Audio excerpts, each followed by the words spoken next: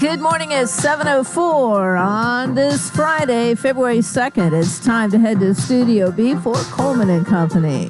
Hey, hello everybody. Welcome Friday morning, and we're glad to have you with us. We're happy to be on the air for Wilson Bank and Trust, as always on a Friday at this time. Wes Taylor's here this morning. Wes, good morning. Good morning, Coleman. Tell everybody that Wes Taylor is Senior Vice President and Consumer and Small Business Lending.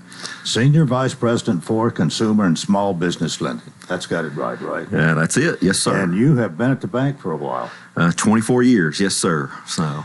Well, I know mainly what you want to talk about this morning, but I take it if you've been there for 24 years, it's been a good 24 years. It has, yes, sir. Wilson Bank and Trust is a good bank, and happy to work there. So. Got a big event coming up next weekend.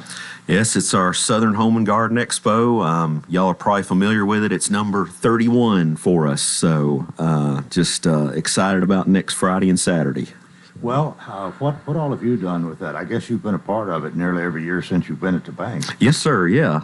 It's kind of been a long-standing tradition for us and just continues to grow. This year, looks like we're going to have a record year. About 125 vendors are going to be there. Expect about 3,000 plus people to be there. It's at the Farm Bureau Expo Center. Mm-hmm. Just continues to be a popular event and great place for if you're building, remodeling, you need some landscaping ideas, anything you need, it's kind of under one roof there. Well, you have a record number of vendors, but there's such a wide range in those vendors, just about anything that has to do with the subject. Yes, sir. Yeah, that's right. I mean, anything there. I mean, we have guys that do stonework, landscaping, if you need a pool put in, remodeling, building, I mean, anything that you need, it's there. And I think a lot of your vendors probably have things for people to register for, some prizes to give away, have a drawing. Yes, sir. And I think the bank has a couple of good reasons to attend, one being a special interest rate that we can't reveal. Yeah. But the other, don't you have a drawing or something? We do. So, yes, right on, Coleman. In addition to the loan specials, won't give away the rate, but it's going to be very good. So you'll want to see this, but we're giving over $10,000 in giveaways. Example of one of those prizes, a Blackstone grill. I don't know if y'all know what that is. My wife loves it because I like cooking on it. And it's outside and it doesn't make a mess in the kitchen. So one of those will be given away. People can register for that. Yes, sir. Yep. Anything else you want to reveal the bank's giving away? I can't do that. You'll want to attend to see that, but rest assured it's going to be really, really good. You'll want to attend. And again, of course, this special interest rate that you get. What all does that apply to? Yeah. So about anything that you would borrow money for home improvement? For construction, yes, sir. So be a couple of really good specials you'll see. We're also going to have a deposit special there as well. So whether you're looking at borrowing or whether you're needing to invest, we're going to have something for you. And special rates that you can only get during the time of the expo. Yes, sir. That's right. All right. Yep. Well, it is well attended, right? And of course, the weather has to do with how well anything is attended. Right. But I think we had the bad weather week before last. Yeah, it looks like right now, it's going to be in the 60s, so hopefully there shouldn't be any snow there. I did want to mention, too, Coleman, Brooke and Bryce Gilliam, if y'all are familiar with them, the show Brooke and Bryce. It's on Magnolia Network, Discovery Plus, and Max. They're going to be our special guest hosts again this year. They were there last year, so excited to have them back. Mm. Folks want to come back down and see them. So. Okay, you do this on Friday afternoon and evening and then on Saturday. So what are those hours? Yes, sir. So Friday, February 9th from 4 to 8 p.m. and then Saturday, 9 a.m. to 5 p.m.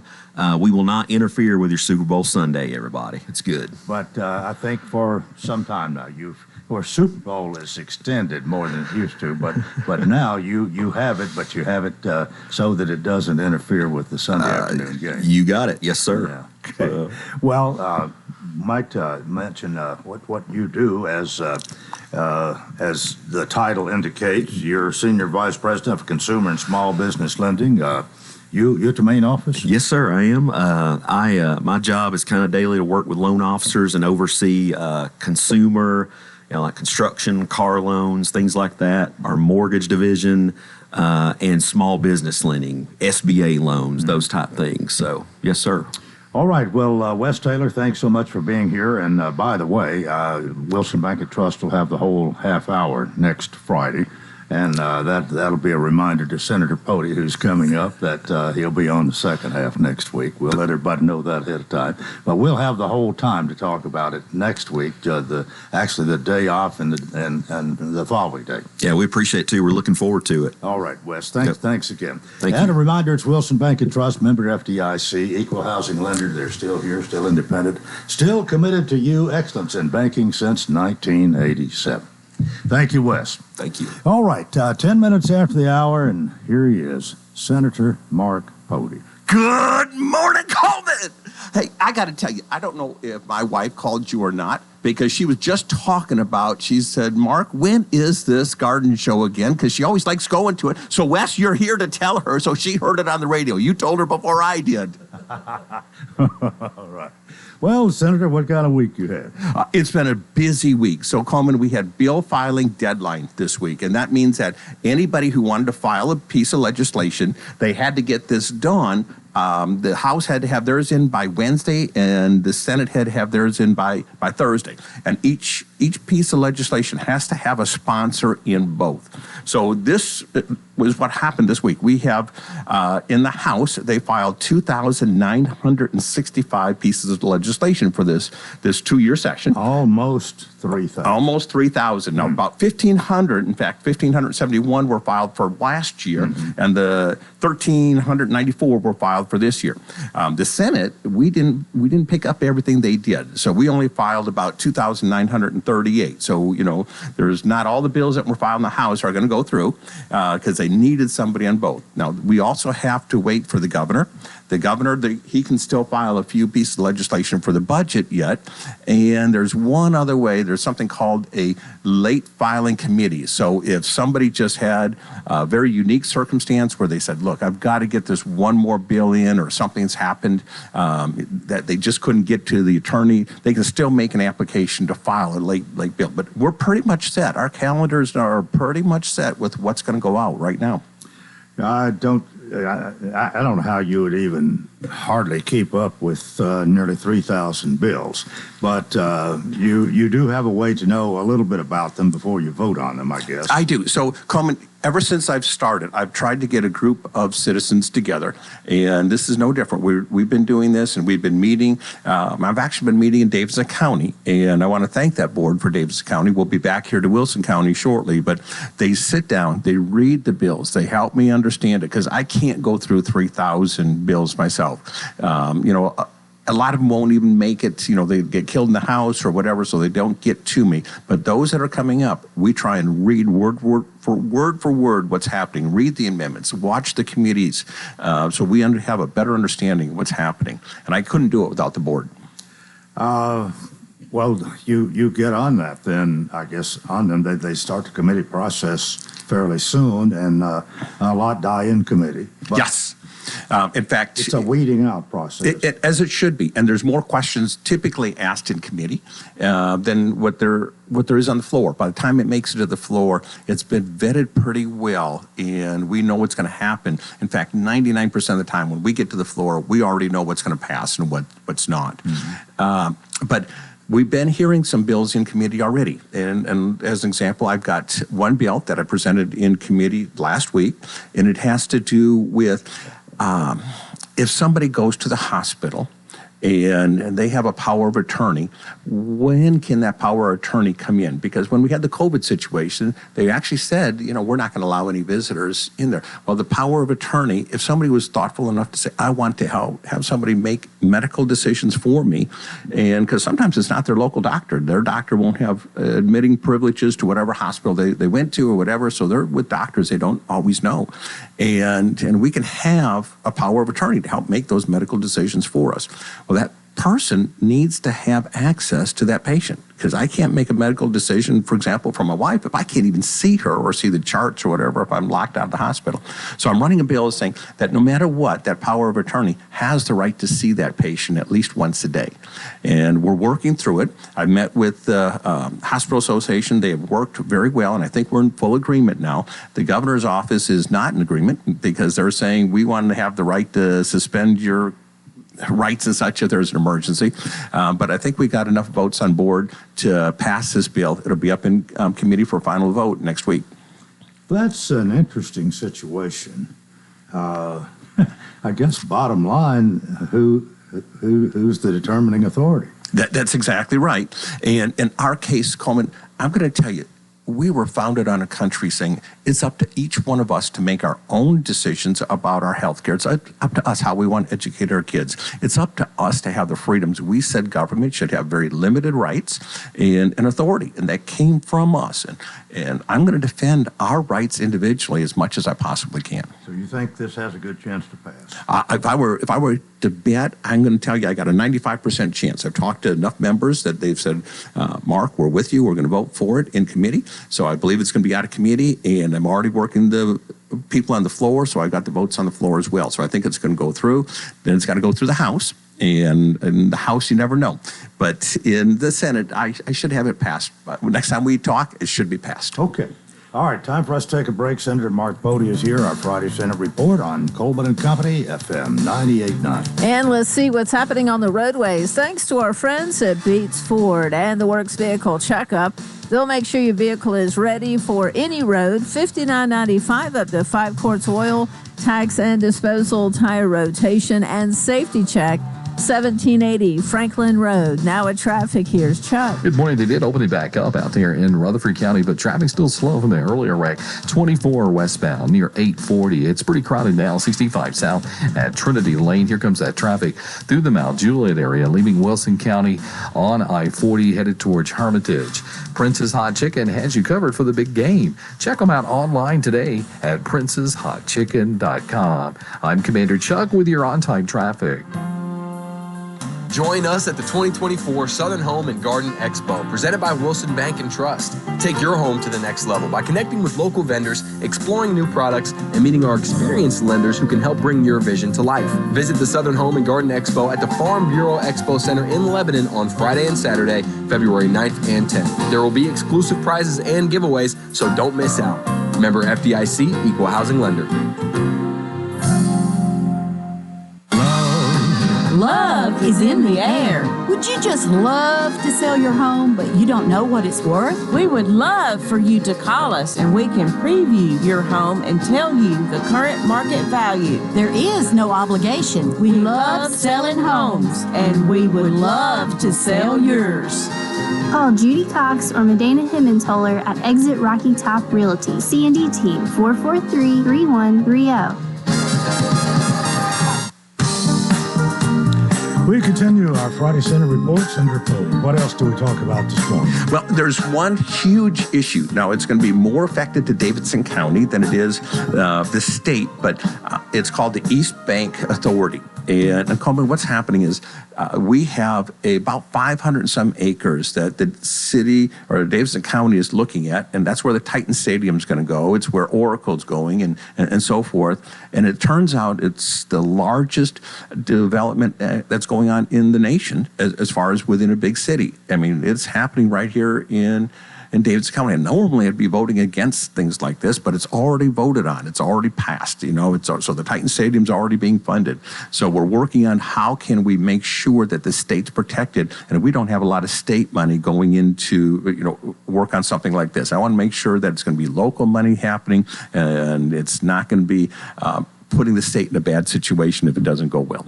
So that's happening in Davidson County. The other thing that's going on is we got the State of the State coming up on Monday. That's huge. That's where we got all the bills what the legislature's put forward, and we said we were waiting on the governor, he's going to be doing his at the State of the State. We're going to see what his direction, his main focus is. So he'll be talking about that. So by the end of next week, we'll know what the administration wants to do, the executive branch, as well as what the legislative branch wants to do, and we'll work together to go forward. You got any advance information of what we can expect? Anything we can talk about that this morning that would make any sense? Sure. So we used to have a little bit more going on and have a little bit more insight of what's happening, but he's kept it pretty close to his vest this time of what's happening. In fact, I was with the governor this week. He's bringing all the legislators in, and in fact, I was with Susan Lynn, and she was there as well. And we had dinner with them, but he didn't even reveal too much what he wanted to go at that point. I can tell you one of the main things that I'm working on with his administration is the transportation. We need more money to fix our roads and build the roads that we can drive on, so we're not sitting in traffic, so we're not having the potholes that are out there. I mean, we need more money in transportation, and I want to get another $1 billion there into transportation that's going to be growing with inflation. That's not a new tax. And I just met with Jim Bryson from the governor's office. He's the chief guy, and he actually kind of liked the idea how I'm going to be putting this forward. I'm meeting with everybody I can to push this as hard as I can to fix our roads. Have you met much opposition? You've explained this 2 or 3 times here, but it's pretty simple what you're wanting to do. Yes. So, Coleman, this is probably the largest bill I'm doing this entire year. This is it. And maybe for the last few years, how can we get our roads and our infrastructure better funded and getting fixed faster, the roads we need built faster. And what I'm trying to do is say any of the sales tax that we have right now on the new and used cars and tires, we're going to take and move that from the general fund to transportation. Now, here's what's going to happen. Number one, it is user fee. If you buy a tire, it's going to go on a road somewhere. If you're buying a car, it's going on a road, whether it be electric or gas or whatever. Number two, it's going to help with inflation. So whatever we're buying on that tire today or that car today, 10 years from now, it's going to be more. So it's going to automatically help keep inflation for our roads. Number three, it's stable. We're always going to have our tires wearing out. We're always going to be needing a new car. So it's not something that's going to be going away. Just like the gas tax, it's going down, not going up. This is something that's going to be stable. And so I like the user fee. I like it stable. I like it's going to keep up with inflation. The thing that I'm suggesting right now is don't grab that current amount of money, leave that temporarily, but any growth, and even if we said it's $1 billion right now, the growth on something like that at 3% would be $30 million going in next year for our roads. The following year would be $60 million, and then be 90. So even before we touch that, we'd have a growing fund that's going to help TDOT get some more money going in. And I'm working hard on that piece of legislation. You got any known opposition to this? No. No one else has come up with a better idea, apparently. Absolutely not. In fact, people come to me and they just say, no, don't take my money. Don't take my money. And so I've got this where I'm not taking anybody's current money. I'm just taking the new growth on it right now. When we have growth in our budget, we'll go back and try and get the existing money and replace it a different way. But I think this has a really, really good shot at getting through. I'm just wondering what TDOT commissioner or some at TDOT might think about this. Are they in sync with you? Are they opposed? Are they indifferent? No. Well, they're absolutely in favor of it. They want more money. But here's what they've got to say. They're not in a position to do anything that the governor won't authorize. So they work for the governor, and they say, Mark, we want to help you on the bill. We want to do it, but we can't take a public stance on it until we can get the governor to make a statement whether he's going to be accepting it or not in his budget. And you didn't have a chance to mention this when you had dinner at the governor's mansion the other night. Well, I have actually talked to the governor about this, but he won't make a commitment whether he's going to support it or not. However, the governor can actually propose his budget. But no matter what he proposes, it is our responsibility in the General Assembly to spend the money.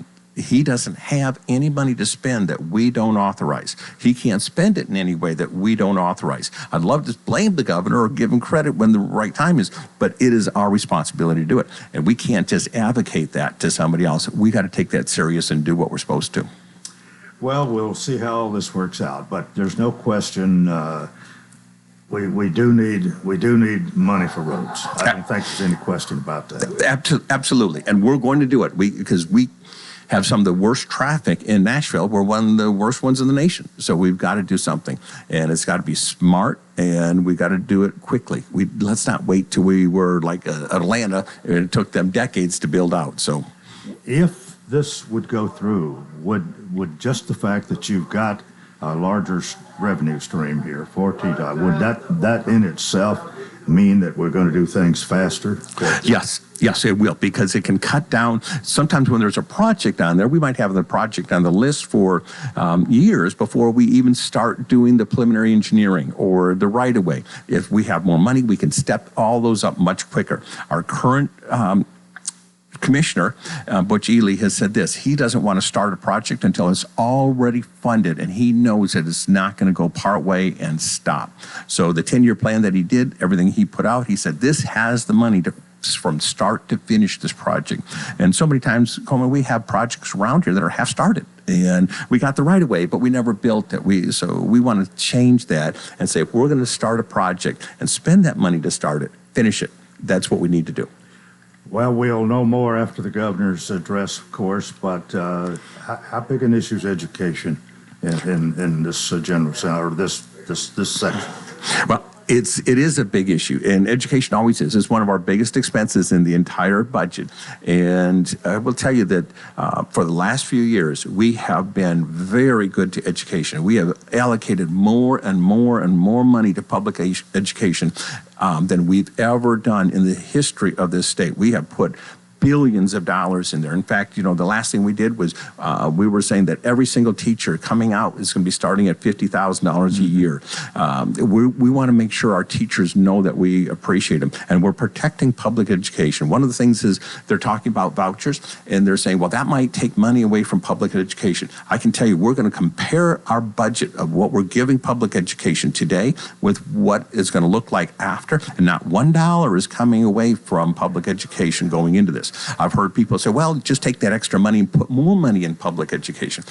Then we need to see results. And I'm data-oriented, result-oriented, and I'm saying, we just gave billions of dollars. Can I see where the results are? What has happened to increase our education and our kids? Show me the data where it's making a better effect, that we've given more money.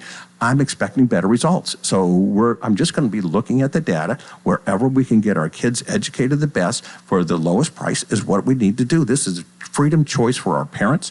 Now, the one that I've seen so far, said, I'm not supportive of the one that I see for the vouchers right now. So I've told the governor's office, I can't support it as it's in its current form.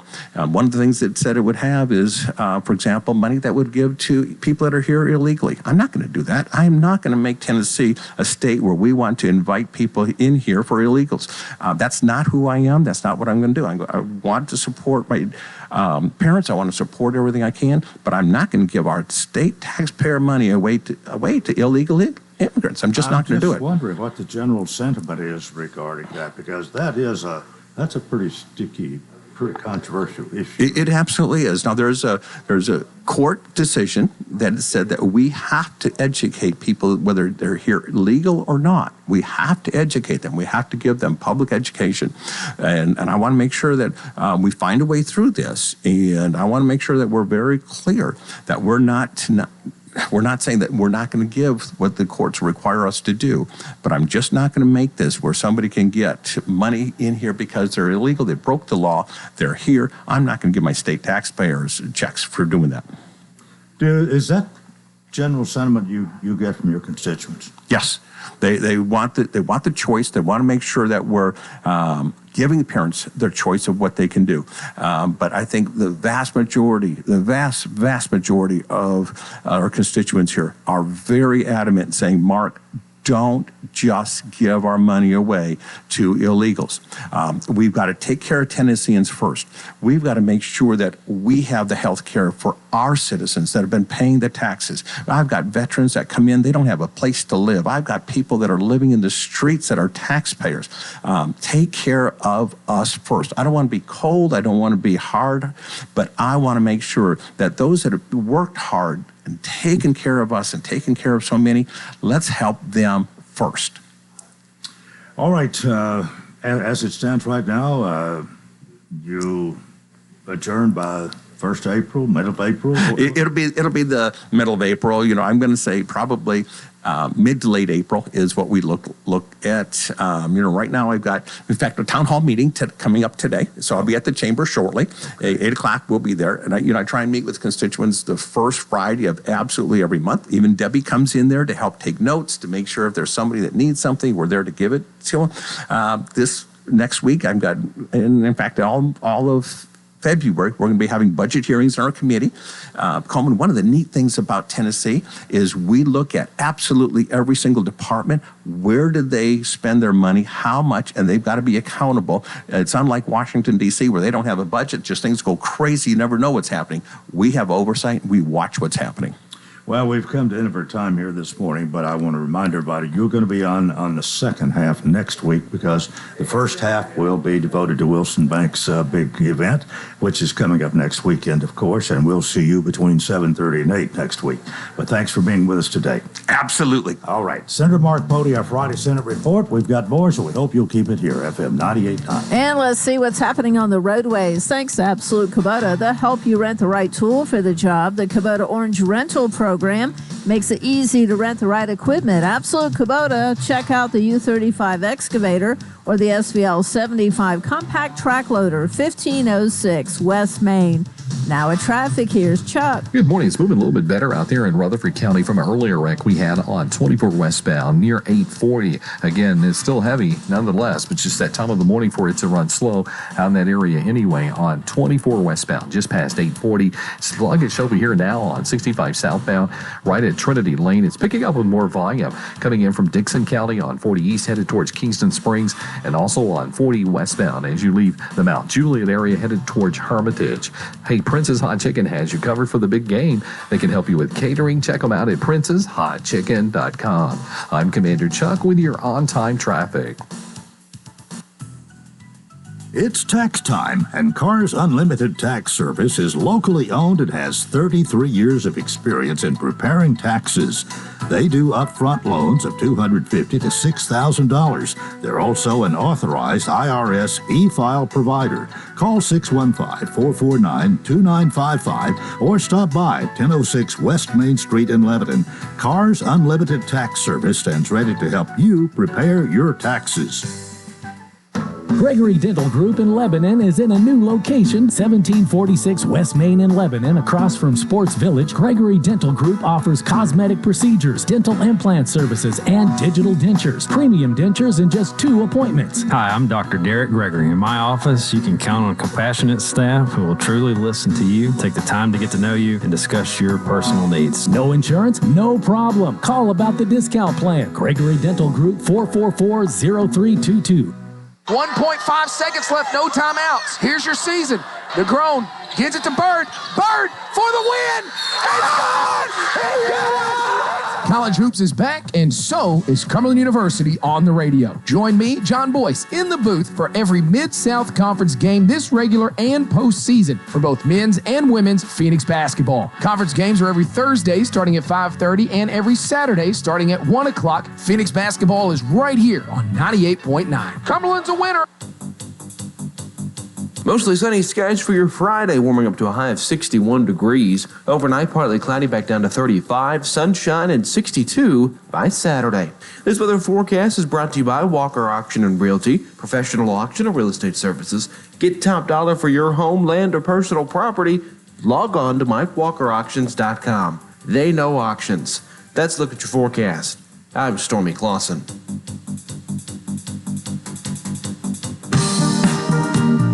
We welcome you to part 2 of Coleman and Company here on this Friday morning, Groundhog Day edition. I haven't mentioned that earlier, but anyway, we welcome 2 members of the C&D team of Exit Rocky Top Realty who are here, the usual 2, Miss Judy and Miss Medina. Good Spring comes Good early. morning. Yes. Judy Cox, Medina Heaventola, we welcome you, of course. They're great people, offer great service. People you can trust, and right there at 1330 West Main Street here in Lebanon. So, that's right. We just got the word from MJ that Puxatawny Phil did not see his shadow. That's right. So, Spring coming early. Yes.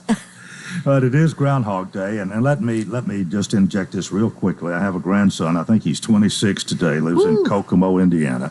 His name is Cole Walker. Happy birthday! Yes, happy birthday. I doubt he's listening. His mom and daddy might be, but that's questionable as well. But we're glad to have you, so let's get going. Well, we were talking about inspections last week, and I was going to talk a few minutes about walkthroughs. When not walkthroughs but showings, if you got your house listed, you need to know what to think to prepare for.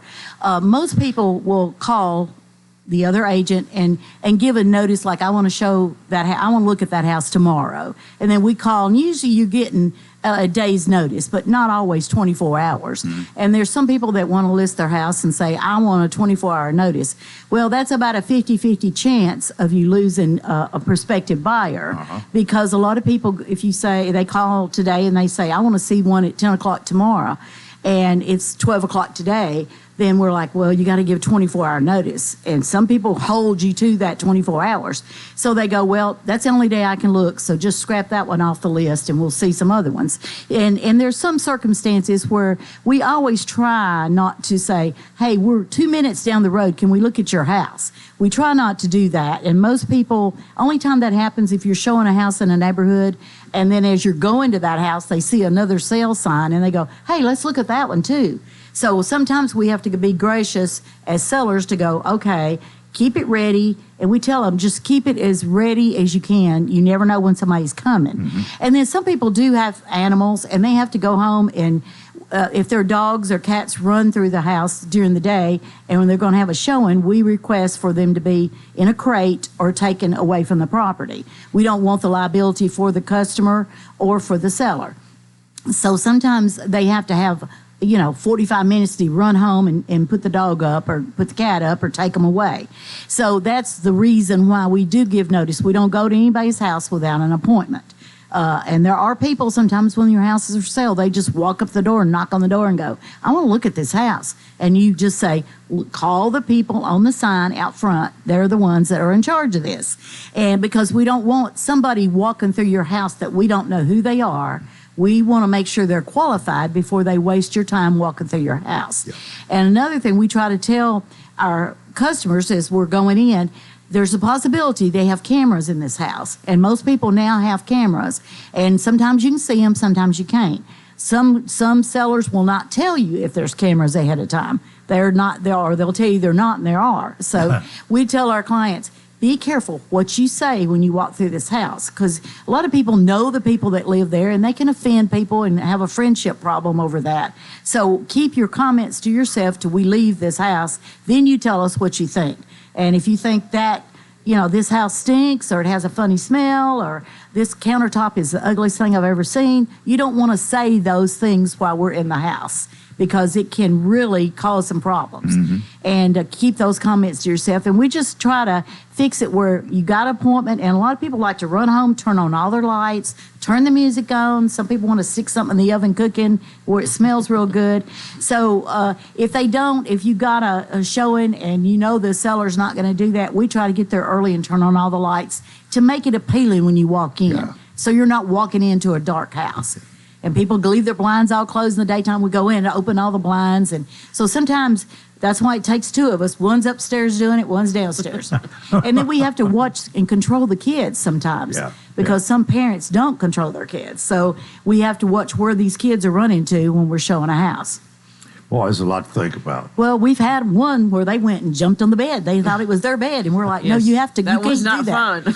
I said, you cannot do that. And we have to stay sometimes after the showing to straighten things back up. But most of the time, people watch their children, and most of the time it goes well. But we're responsible, so we like to watch what somebody's doing when they're in your house. So I'll let Medina talk. Medina, it's your turn. Well, just real quick, we're always looking for listings. We're always looking for whether it be land, residential, or commercial. We are having a home come up for sale listed the 1st of March in 5 Oaks. We're working on all the details, but be watching for that. If you're looking to be in 5 Oaks, we have a great house with the perfect floor plan. I've never seen a floor plan like this. It's so open, but it's each individual room, but it's very open. So it's a very nice home. So be on the lookout for that one coming up, and we'll talk about that one closer to time. We also have land. We have acreage on Rutledge Lane. It's 7 acres. It already has septic on it. It's got a septic tank on it that's already perked for a 3-bedroom, has electricity on it, and has water on it. So it is great property, ready for a home. You can put a home, you can put a trailer, you can put a barn, you can put whatever you want to on it. Yeah. But it is on Rutledge Lane, so give us a call for that one. It's listed at $349,900. Looking for an offer. We've also got a house in Windmere, on Windmere Drive in Westview Acres. Give us a call there. 4-bedroom, 2 baths. And we have other properties outside of Wilson County if you're looking for that. So give us a call. So, just remember, don't make a move without us. So you want to call us first. And we'll be glad to show it to you, list it for you. Even if our sign is not in the yard and you're interested in looking at it, let us know. We'll be glad to show it to you. All right, 615-443-3130. And you are accessible by telephone for sure. Yes. All right. You want to say it one more time? Remember, don't make a move without us. All right. We'll Have see a y'all great next weekend. All right. You too. Okay. C&D team, Exit Rocky Top Realty, and we're about 21 before the hour. And I want to welcome, we got a special program here on the second half this morning. No question about it. And we just want to welcome our 2 guests. And I'm going to first introduce Dr. Paul Stum of Cumberland University, who really needs no introduction. But Dr. Stum, good morning to you. Good morning, Coleman. Great to be with you. I want to give you credit for our guest being here today.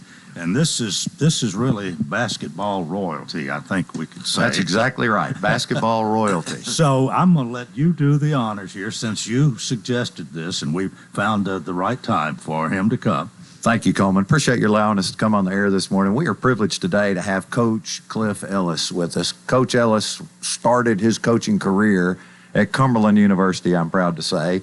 I shared last night when we were at the ball games, by the way, both of which we won, men's and women's games last night. I think that's because Coach Ellis was there. You need to come back more often. Good morning, Coach Ellis. Welcome to Coleman and Company. Well, it's good to be here. I was actually at the radio station when you were here back in the 70s, but I don't know whether our paths actually crossed or not. I really don't remember. Well, what I remember is Clyde Harville. You remember Clyde? Well, wonderful. Yeah, I remember Clyde, and he did our games, and it was a wonderful time. As Dr. Stum mentioned, when I came here, it gave me an opportunity at a young age to coach at the college level. I was only 26 years of age, and I was too afraid to fail. And but met so many wonderful people. Still have friends today. Yeah. That live here. Boone Swain was my assistant coach, and he taught at Cumberland, and his wife Sally and all their kids are still here, and the grandkids. And it was great. Sammy Hatcher, and you called him Sammy. Well, most people call him Sam anymore, but if you go back far enough, he was Sammy Hatcher. Yeah, but wonderful people, and there's a lot of people, a lot of friends that are out there. You weren't here very long, though, were you? I was here 3 years. Yeah, 72 to 75, and our program took off. It was really we led the nation in scoring in 1973-74 with 105 points a game, 134 games. So the program just took off like a rocket, and then the University of South Alabama came along, and it was a Division I program, and with mixed emotions, but you try to advance yourself in your career. I took that job, and then just things went from there, but it would not have happened without Now, you played in the little bitty gym. Oh, yeah, the cracker box. You might run into the popcorn machine on the right-hand side there. You got to be careful. But those games were well attended back then. They were packed. Yeah. They were packed, and just great moments. It was a wonderful atmosphere. The one thing that I know is in the state of Tennessee and in Middle Tennessee, people love basketball. They really do. And it was just a great experience. But the fans have a true knowledge of it. Well, we'll go to a break here in a couple of minutes, but prior to that, let's talk about your earlier years. Did you play basketball yourself? Well, I tried. I did play in high school. I wanted to play in college. I broke my ankle. I was at a junior college. I wasn't good enough to go to a 4-year school and play, but I ended up playing on the golf team because that ended my career, and I studied it from there. And well, how did you get into coaching? Well, in the 8th grade, I knew I wanted to coach. I was raised in Florida, and I knew that I wanted to coach because I had a coach that taught me baseball, basketball, golf, taught me how to swim. In those days, the coach did it all. And I knew that I wanted to coach in the 8th grade. I knew it, and I stayed with it, got my degree from Florida State, started as a 7th and 8th grade coach, worked on my master's degree at Middle Tennessee, and the rest is history. Well, how did you get to Cumberland?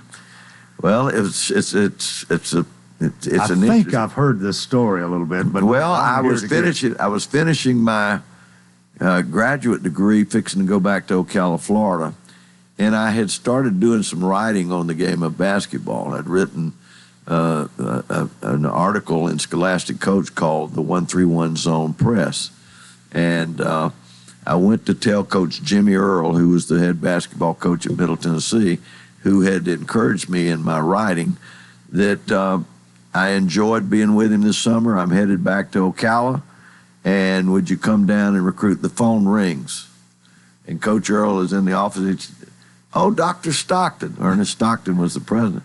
"How are you doing?" He said, and of course the conversation went, "Oh, so you lost your basketball coach." So the basketball coach, and this was in August, had left and went to Volunteer State, and he was also the baseball coach. So Dr. Stockton was in a panic. He says, "It's August. We're starting school in about 10 days. I need a coach." And so Coach Earl takes the phone down and says, "Are you interested in this job?" And I'm shaking my head, giving the affirmative. He said, "Dr. Stockton, I've got a guy here I want you to talk to." And he said, "When do you want him over?" And Dr. Stockton said, "Well, on Sunday we have a great meal in our dining hall, in our cafeteria, and all the community comes out, and that'd probably be a good time." So anyway, I came over, interviewed for the job, went to Dr. Stockton's office. He looked at me, he said, "You know, you're awfully young," but I know Coach Earl thing. And I brought that magazine article that I had, put it on his desk. He said, "Oh," and he sat back in his chair and he said, and I can see his eyes now, and I can see that grin. And I see him, he said, "Oh, so you write?" "Oh, yes, sir, I write. I do."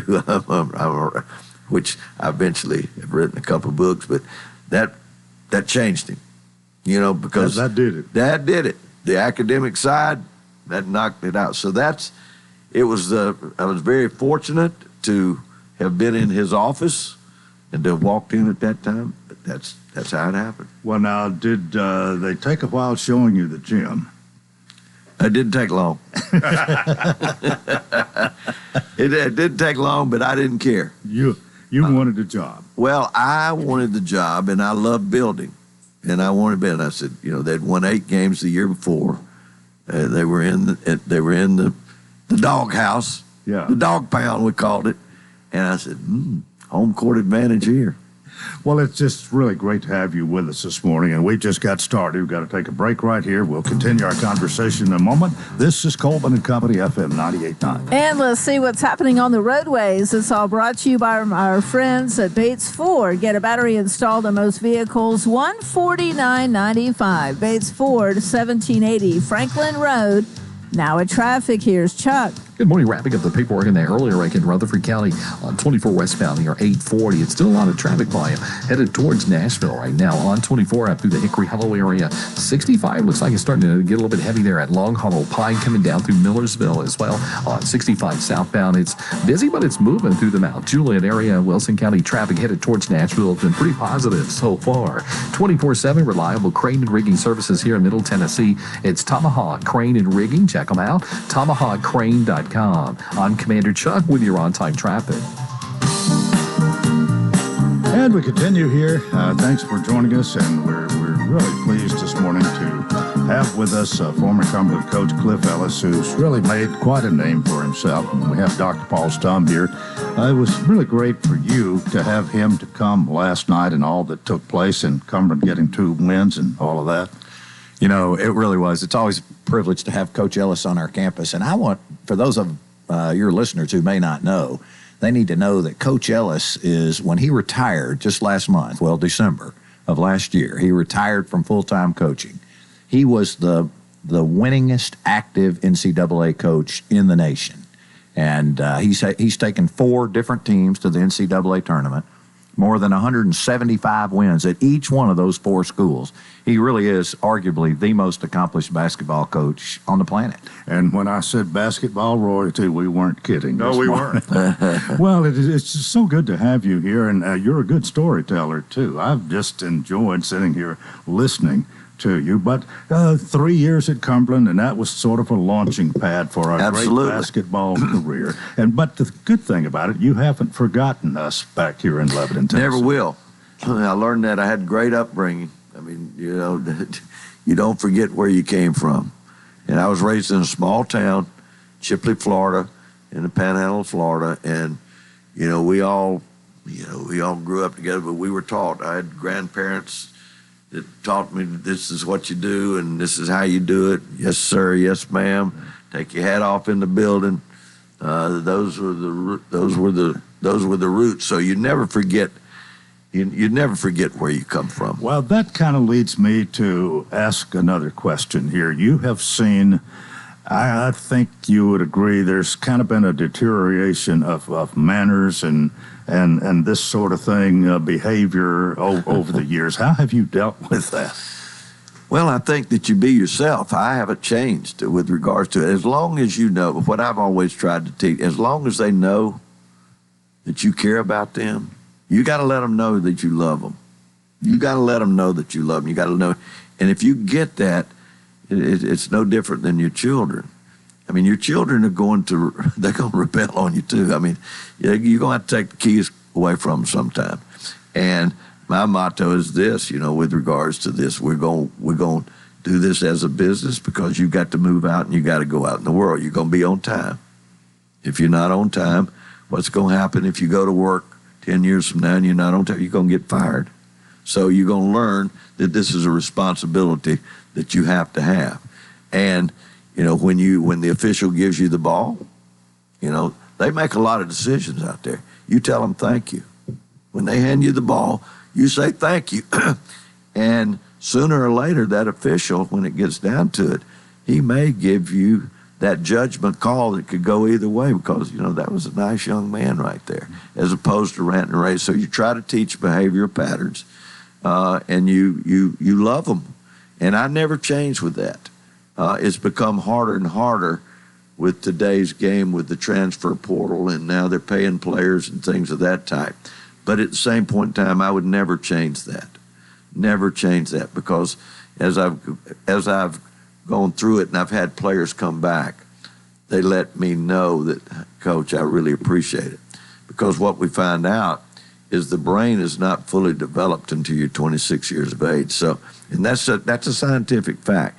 And we can all, Coleman, go back to the time before we were 26, and we can say, oh, my gosh, how did I get away with what I got away with?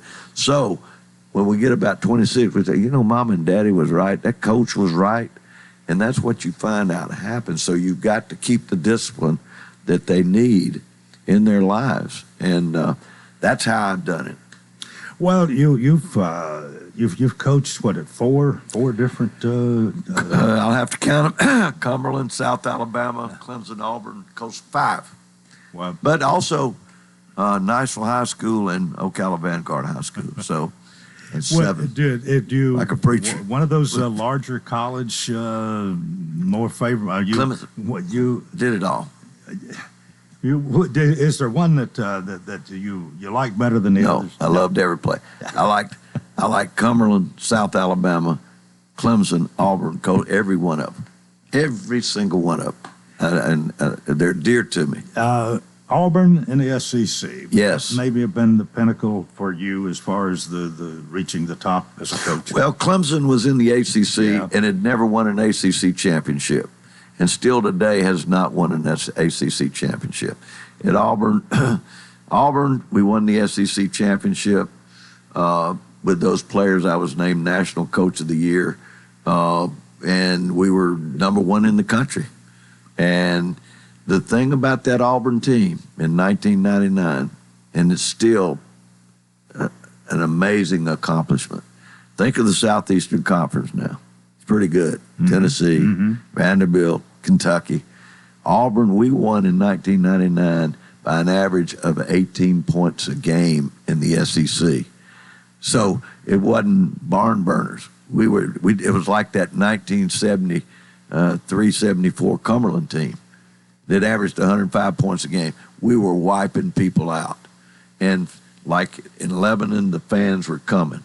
We played Motlow State here for a state championship in 1974, and they chartered a Greyhound bus to take the community to Tullahoma, Tennessee. And I know of a story where the game was so tight, went to overtime, that a lady wet her pants. And that's a true story. Now, that's a true story. That's a true story. A prominent member of the community. But hey, that's how engaged people were. And at Auburn, it was packed houses. You know, it was so. You are quite a student of the game. Well, you have to.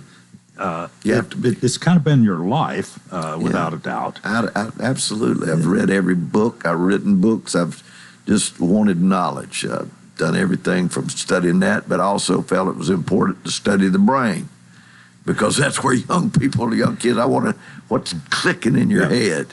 Well, there are two things I think. You have to be a good recruiter, but then you either have to get your players to adapt to your style, or if they don't fit your style, you may have to change the way you do things. But you seem to be one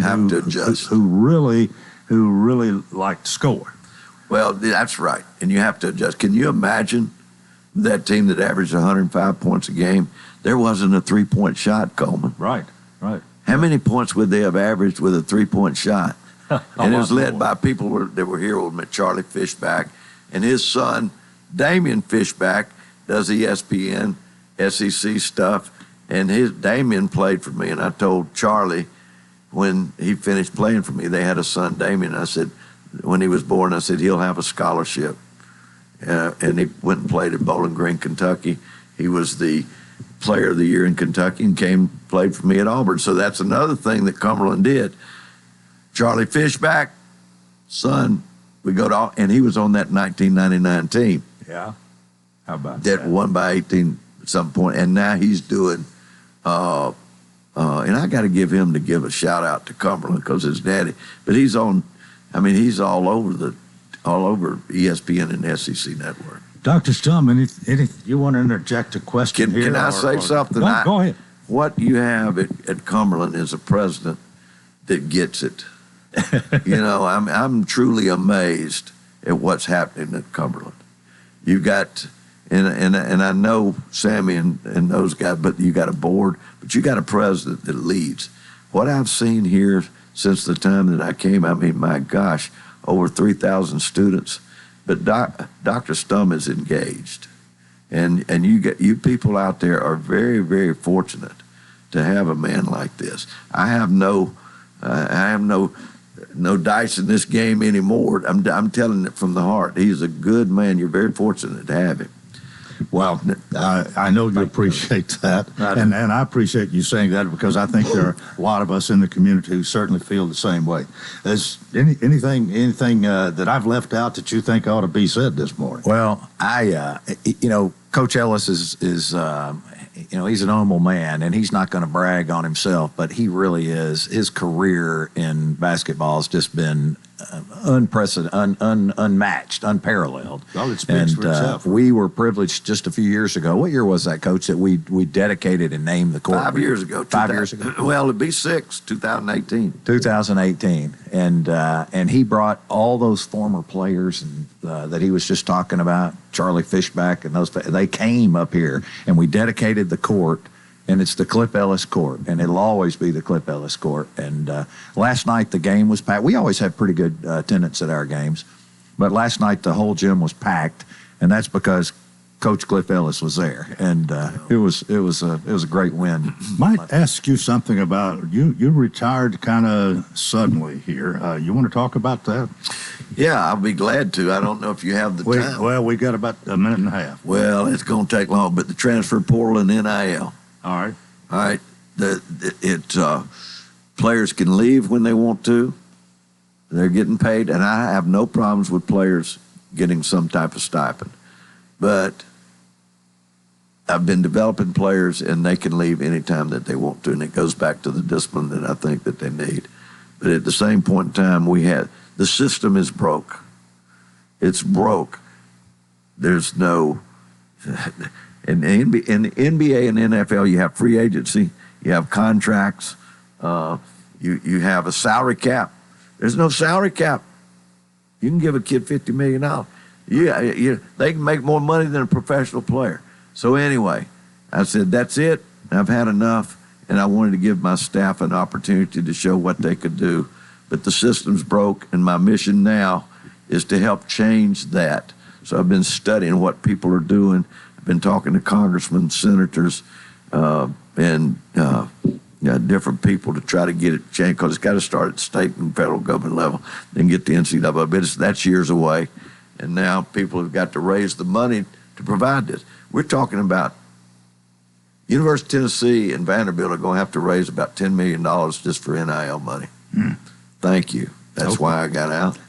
Well, thank you so much for coming. It was good to be with you and Dr. Stump. It was absolutely wonderful. It's good to be back. Well, thank you. Feeling is mutual. We thank you so much. Well, that's going to do it for a Friday. Have a nice weekend. And until Monday, I wish you a fantastic day.